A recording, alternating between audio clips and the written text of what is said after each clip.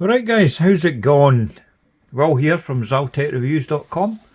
Today I'm reviewing the Hitori Habuka 39 Snow White.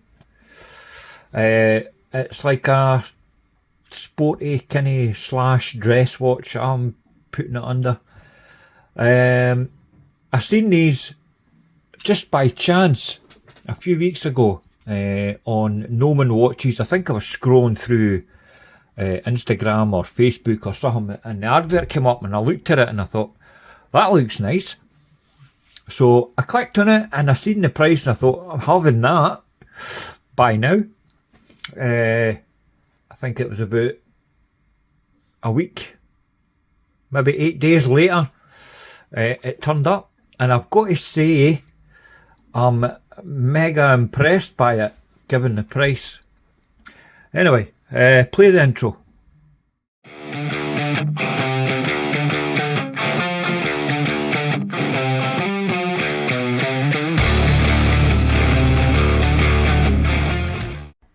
Right guys, before I give you all the specs and that, I'll show you the packaging. Cardboard box with a logo there. I mean, that could say chicken fried rice for all I know. I know that's whatever. Wee thank you card, instruction manual, international warranty, blah blah blah. Right, nice wee box. That's leather on top, nice stitching and all that. That feels like real leather, by the way. I would say that it's more like a leatherette type thing. It's wooden inside, a logo inside. It's lovely, by the way, it's nice wood. Then you get this wee package cushion suede thing. I would say suede. Cushion inside to keep the watch. Spare links of that. That's nice, I like it. It's even got a logo there. There. Oh, good. Nice packaging. Right, price wise, these you're looking at $297. That's including shipping. From Hitori Watch Company, that are exclusively sold through Noman Watches. This is my first time buying from Noman Watches, and it'll not be the last actually, because it was a pleasant experience. I really like this watch, by the way. Totally blown away, and I'd go as far to say this is probably my favourite watch that I've seen in many years under $300. There's no much comes close in my eyes. I mean, the build quality is fantastic. But to be honest with you, right, I was expecting it to be no shite, but just kind of average. You know what I mean? But I was wrong. It's nice. Very nice. Right, I'll give you the specs, right? Mine measurements as per usual. Case diameter 39.2mm. Total thickness of 11.2. That's the full thickness including the sapphire. Lug to lug 45.6, and the strap friendly 20mm lug width. Total weight sized up for my 6 3/4 inch wrist is 139 grams. The movement inside this is a Seiko NH35A, 21,600 vibrations an hour, which is 3 Hz.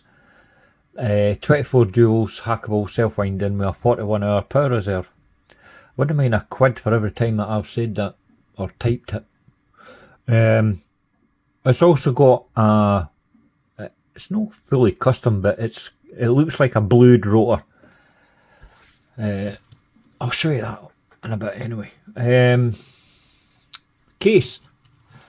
Now, I just realised I've scratched this watch already, as you can see there, which I wasn't too happy about. So but the finishing's really good. It's a really high polish. It's nice. I would say it's above, like, see when you compare it to like an SKX or whatever, and it's got the polished sides and everything, I'd say this is better quality. Got a nice chamfered edge there as well. The brushing is super fine, but it really surprises me. I'll keep saying this probably throughout the review, but what you're getting here for the price, it's it's unbeatable, really. The tolerances are really good. There's no movement, and the end links, they're solid, man. I wouldn't want to be taking that. Well, it'd be easy enough to take out because it's got drilled lugs. But getting it back in might be a bit of a wrestling match because the tolerances are super tight. And that bracelet matches the case perfectly. See the brushing? You see there in the light? Aye, fantastic. Nice crown, sign crown as well. Pretty gutted that I scratched it, but never mind. No intention of selling this one. I know I say that about a lot of watches and I end up flogging them, but this isn't going anywhere. No, because I've been wearing this a shed ton since it's came in. A shed ton? A shed load. That's the words I was looking for. I really like this watch. If I put it in a frame, you tool. Right, where was that? Brushed and polished. Aye, the bezel is fixed and polished to the same standard as well. Really nice. The dial. The dial is fucking stunning. Look at that. You'll only see that in certain lights. So you just look at it normally, it just looks like a white dial. Like head on like that. It's only when it catches the light, you're like, ooh, check that out. Applied indices all round. Applied logo. You date at 3 with a frame, but the frame is actually, it doesn't stick out or anything. It's actually sunken into the dial, which I much prefer. I think it looks a bit more refined when they do that. I could stare at that dial for ages. Remember I said that the rotor was blued. Well, look at the seconds hand. I should get it in the right light. Look, that's blued. It's not painted, it's actually heat treated, I think. It certainly looks like it anyway. I'm not sure about the rotor, but I'll get onto that in a minute. Nice multi-faceted indices at the 12, 6 and 9. As I say, all the rest of them, they're all applied as well.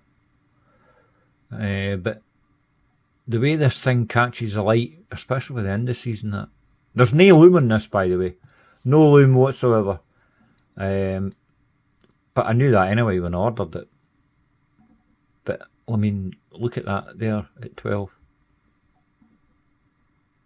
I've had a look at this under macro as well, and it's flawless.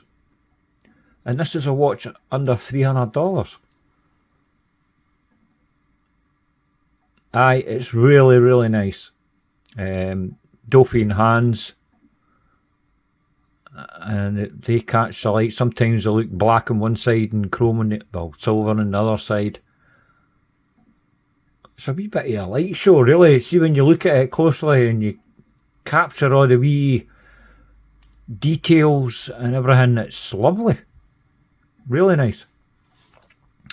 Right, the only printing on the dial is the minute track, obviously, and the word automatic and Habuka. I'm sure that's how you pronounce it. I'm not sure. But it's nice anyway. It's really nice. No complaints. Right, put that down there Obviously it has eyes, there's no loom in that. I've mentioned the hands.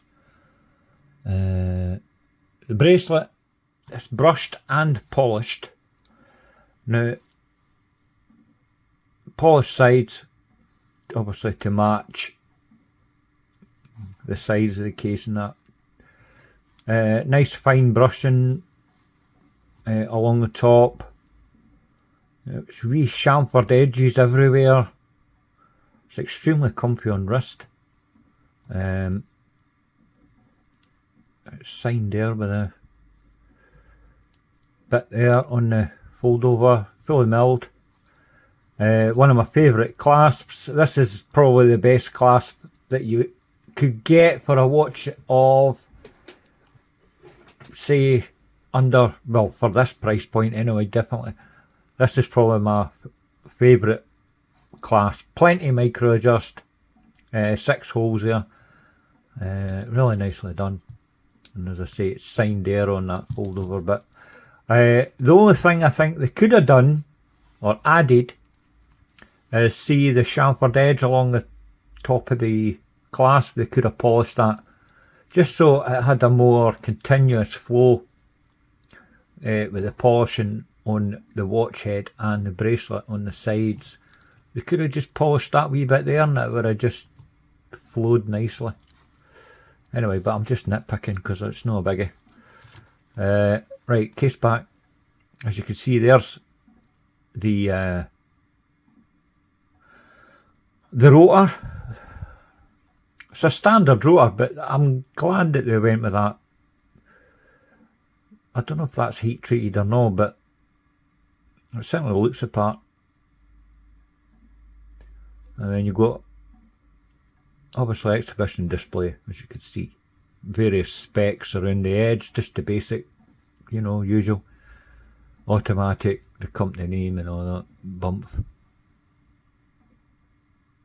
I'm trying to get it in focus here. Well, it's just the usual crap that you get, you know. Stainless steel, sapphire, blah blah blah. Automatic. What's next? Crystal.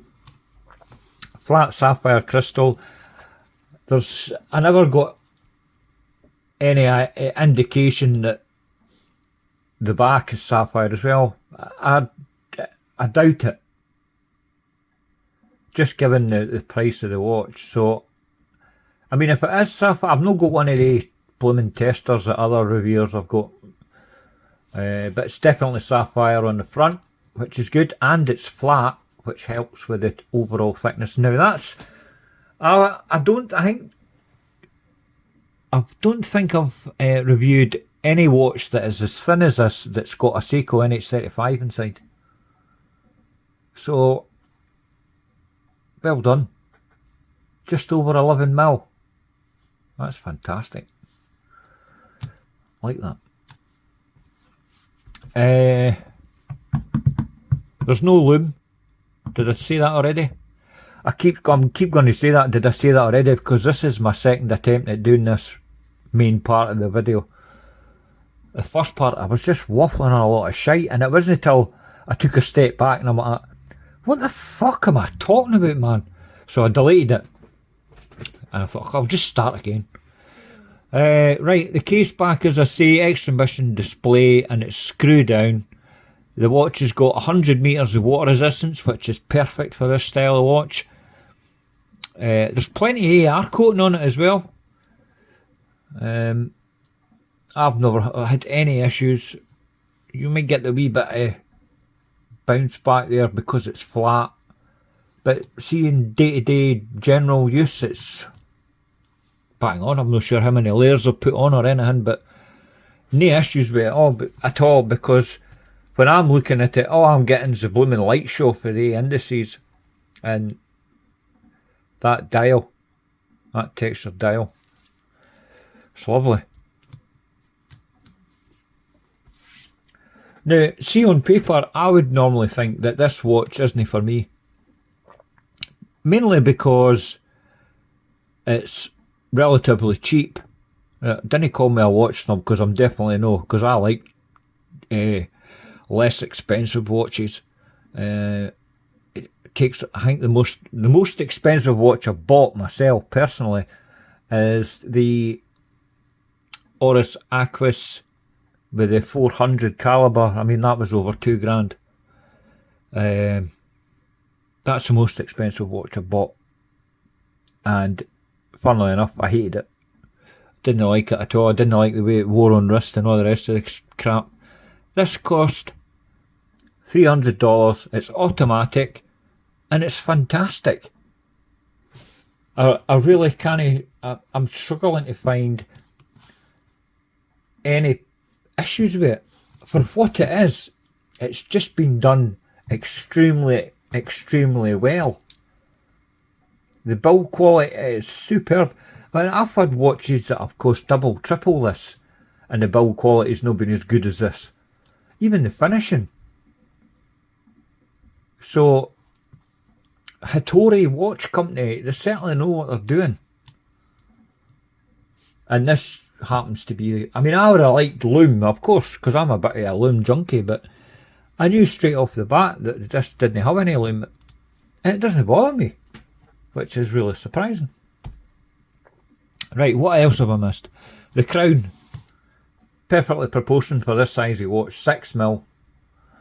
I think a 7mm, even though I like a 7mm, I think it would be too big just because it's quite short, short lug to lug and all that. Check the way the lugs just downturn there.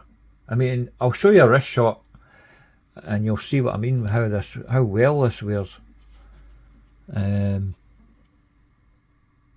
See, to be honest with you, right, now that I'm thinking about it, this is probably one of the best watches I've reviewed this year. And I mean, as I say, I've reviewed Oris, Christopher Ward's, Formex, all the relatively stuff that's over £1,000 or about £1,000. But this is a watch. This is why I like reviewing watches, because you get something in and it's way better than you expected. And that's what I love about doing this reviewing malarkey. Right, where to buy? As I say, the last time I checked, which was about 3 days ago, they were still in stock. They still had some. I don't know how many they made in total, but there's still some there. I know they sold a lot of these, especially in the first few days that it went live on their website. Anyway, you can buy it there. If you go to the link in the description, it'll take you to my website and you'll get all the specs, where to buy, all the sizes, everything you need in one page. Direct link to the actual watch itself. So you need to go to the landing page for this. And you also there's also I put up an image gallery of the watch as well, and a detailed section on Noman watches as well, even with a picture of their showroom and everything. Aye, they've got a brick and mortar store, which I didn't know. I thought they were online only. And obviously you'll have this video and all that will be embedded in there as well. And I think that's about it. All I'm going to have to do now, I don't have to give you a loom shot because there isn't any. I will give you a wrist shot though. Hang on a sec to zoom out. Quick wrist check before I put this on. I'm wearing the Hyper G from Swiss Watch Company. This just came in about 2-3 days ago. I think it was Monday it came in. Superb watch. Grade 5 titanium, by the way. Swiss movement and all that. That's my own strap, by the way. It's one of the Nick Mankey Designs hook straps. Lovely. Right, let me take that off. And I'll put this on wrist.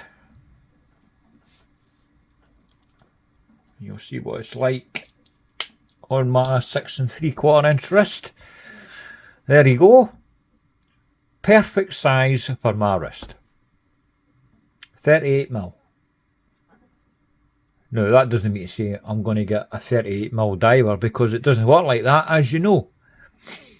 38mm diver's too small, just because of the whole die bezel thing and all that, and size of the dial. Right, anyway, look how thin that is, man. Look how... Hang on. Look how well it conforms to the wrist. It just... And they lugs, man. This watch is made for me. I've got to say that. I would have loved to have seen the Data 6, but it takes away... I mean, it would look stunning with the Data 6.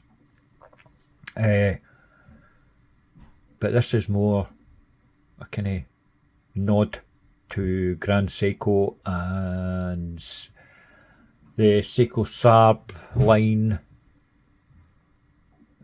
Even some Citizen watches that I've seen. I really like this.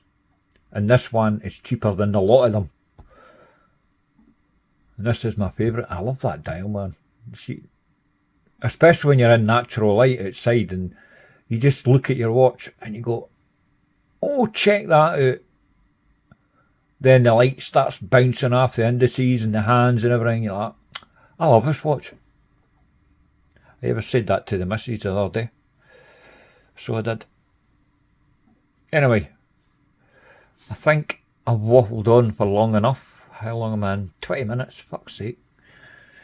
That's it, guys. Let me know what you think in the comments. Please give the video a like and subscribe if you haven't already. And I'll see you in the next video, which will be coming in the next couple of days. Right. Cheers, guys. Toodles.